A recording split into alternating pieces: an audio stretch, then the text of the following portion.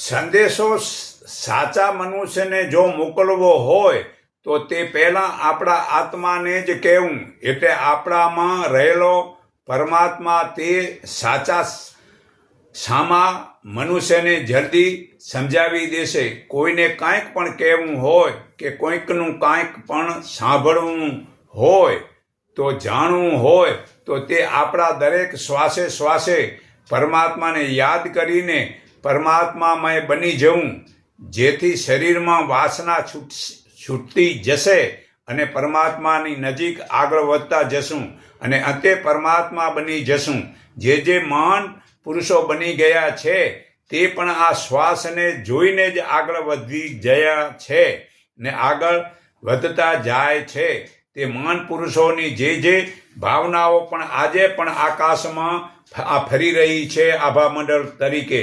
હવે આપણું આ અંતકરણ ચોખ્ખું હશે ત્યારે તે આપણે પણ એ આભામંડળ આપણે પણ પ્રવેશી કરશું અને આપણે તે ઊંચી કક્ષાએ લઈ જઈશું.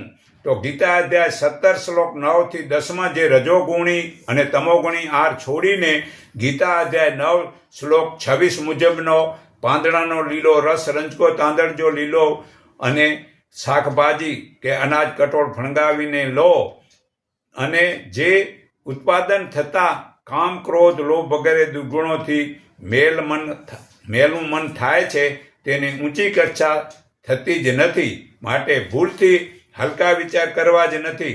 હલકા વિચારો જ હલકા શબ્દો અને હલકા કર્મો આપણને જીવનમાં નુકસાન કરે છે. માટે ગીતા વેદ વાંચો અને તે જીવન ચારિત્રને સુધારે છે. તે મનના કરવાથી તેવું વર્તન જીવનમાં ઉતારવાથી તે મહાન પુરુષોની ભાવનાઓ આપણામાં ઉતરે છે.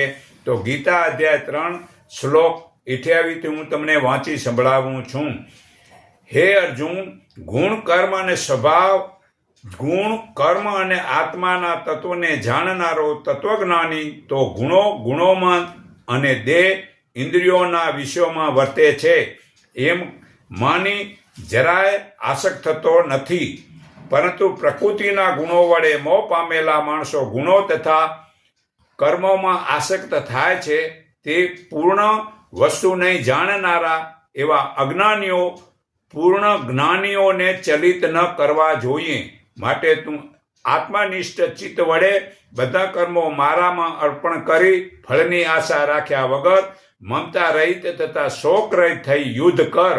જે મનુષ્ય મારા આ મતને વેર બુદ્ધિથી રહિત થઈને શ્રદ્ધાથી આચરે છે તે